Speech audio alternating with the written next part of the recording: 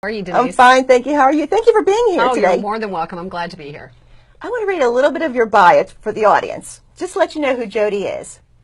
She's the owner of Personal Safety Alliance. She's a professional speaker, educator, and media contributor. She designs energy-packed personal safety, rape prevention, and in-home caregiver safety seminars. She's an instructor with the nationally recognized Refuse to be a Victim program, an NRA certified firearms instructor, a weapons master assistant, the lead female firearms instructor for the Pennsylvania Security Training Company, and the founder of Women's Warrior Self-Defense Weekend Retreats. It's quite a bio, and I left a lot off because it's a long bio. What made you become interested in personal safety training? Well, this all happened after my divorce. I was married for 27 years, ended up divorced. First time in my life I was on my own. So I knew I was vulnerable. I knew I had to figure out a way to protect not only myself, but I had to figure out a way to protect, keep my 12-year-old son safe also. So as a parent, you try to keep everything as normal as you can when you're going through a divorce. Sure. And my kids like to shoot. Okay. Because my older one was always involved with the NRA Distinguished Marksmanship Program. My younger one was just starting to hunt. So in order to bond with the boys, I would go to the shooting range. And I was scared to death every time I went because I was scared of guns. I didn't know anything about them.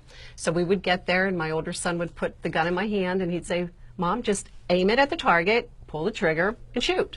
And I would, Denise. I'd put it in my hand, and I'd aim it, and I'd shut my eyes, and I'd squeeze the trigger. And I did that for quite a while because, like I said, I wanted to bond with the boys. And it's intimidating. It is. It's very intimidating, especially it's the unknown that you're afraid of. I learned that now. So my older son started on me about, "Mom, you need to get a gun. You need to get a gun in the house for protection." And I said, "Nope, not getting one because they're black. They go off on their own. They're scary." I decided to go to get the alarm on my house. I got the pepper spray. I got the bat that I put under my bed. And that was my self-defense plan. And after, about another 6 months, my son started sending me these little clips on Facebook and things about people being attacked in their homes, people, breaking into your homes, being abducted, being raped, different things like that. Right. So then I went and decided, okay, I'm going to buy a gun. So I went and I bought my first firearm, took a basic class. The intimidation went away a little bit. Then I took my second class because I knew I still couldn't carry it if I didn't know how to use it. So I took my second class, and that instructor had us shooting on the move, under barricades, around barrels. Oh my gosh. I was hooked. It was so much fun. And that was how many years ago? This started about 4.5 years ago. Okay, so not that long ago. Not that long ago at all. Why do you think women can be particularly vulnerable, Jody? The biggest reason, in my opinion, that women are vulnerable because we're too nice. Okay, so nice is going to get you killed. Nice is going to get you raped. Okay, so we're brought up, and it's ingrained in us to be nice, not to hurt someone's feelings, not to ruffle their feathers, even if we're going against our own intuition. It's like, no, I'm still going to do that. I think it'll be okay.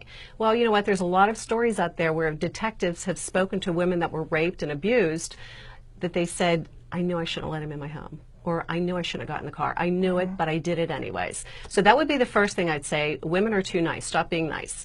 Think about Ted Bundy, the serial killer. He was a very well-educated, well-dressed, handsome man. And he played on the sympathies of his victims. He walked with a limp, and that's how he lured them in to help him. So just maybe you'll keep that in mind when you think, don't be nice. And even though a woman may be smaller than her attacker, she can still protect herself.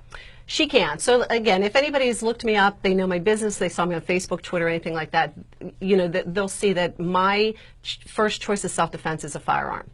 But I also understand that, there are a lot of places and situations that we're not able to carry a firearm. There are a lot of people that they don't want to, and that's okay. That's okay. Everyone needs a self-defense plan of action, and everyone needs to practice that. So there are other options out there. You have the Kubaton, you have the What is a Kubaton? A Kubaton is about this long. It's about this length of a pen, a little bit rounder, and you learn to use it as far as pressure points on the body, different things like that. So there are other options, non-lethal, but the best fight to be in is the one that you don't get in. Right. So you have to really, a lot of this is just thinking ahead and not getting yourself into those situations. Jody, do you have any statistics, or do you know any statistics about women being attacked or victimized? Yeah, you know what? According to the National Center Against Domestic Violence, right now they're saying 20 people per minute are abused, okay, by their partner.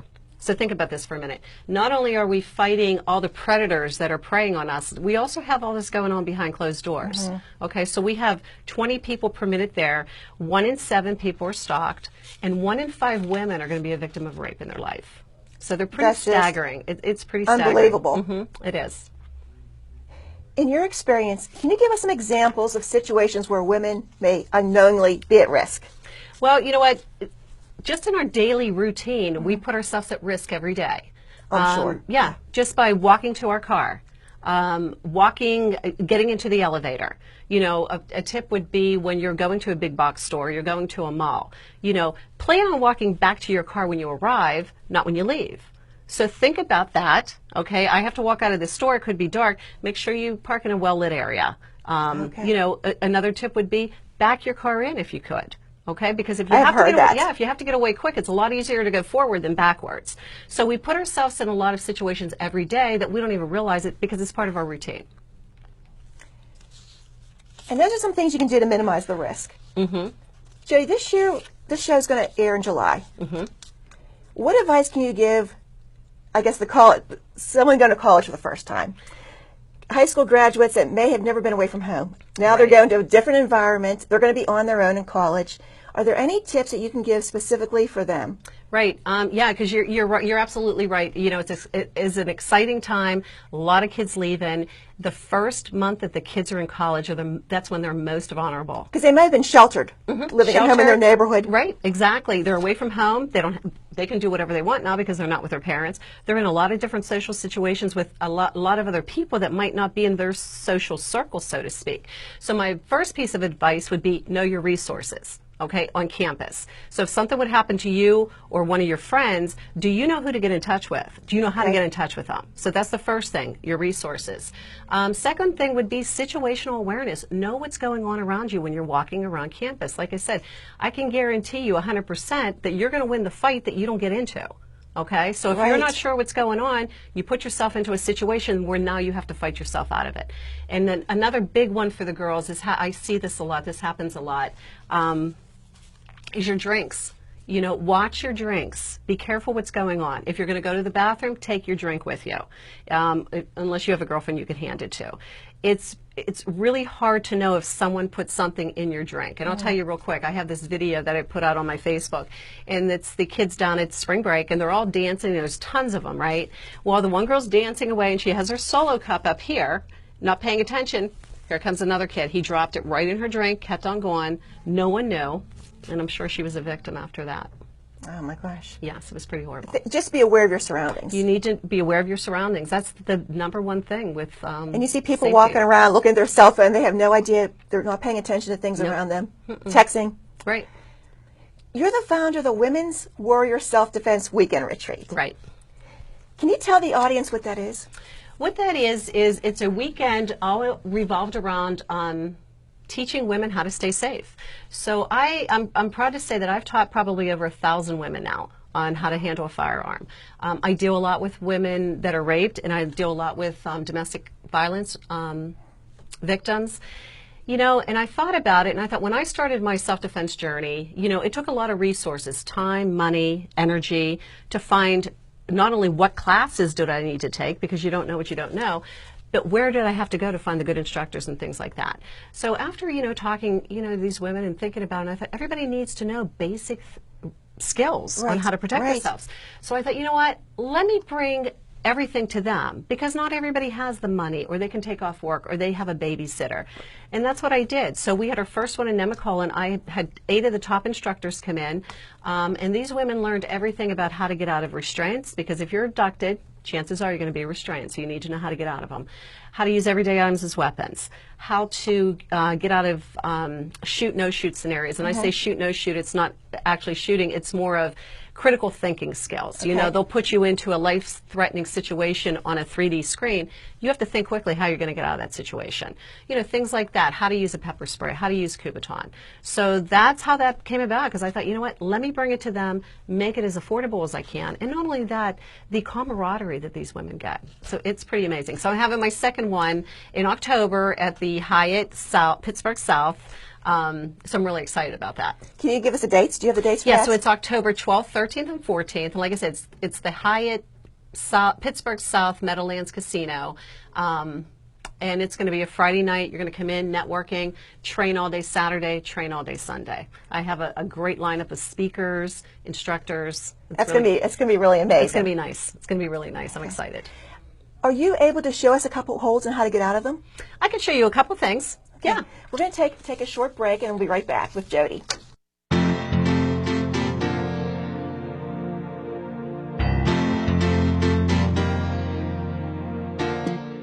Okay, Jody, you're going to show us 2 holes to get out of. Can you tell us a little bit about those holes? Yes, I'm going to teach you what to do if someone's choking you around the neck, and then I'm going to also show you a basic wrist grab. Okay, great. So the first thing to do, go ahead and put your arms around my neck like you're choking me. Okay. First thing that you want to do is go for the eyes. Okay. So I'm going to come up. I'm going to go for your eyes, and I'm going to push in as far as I can and try to get it up to the first knuckle.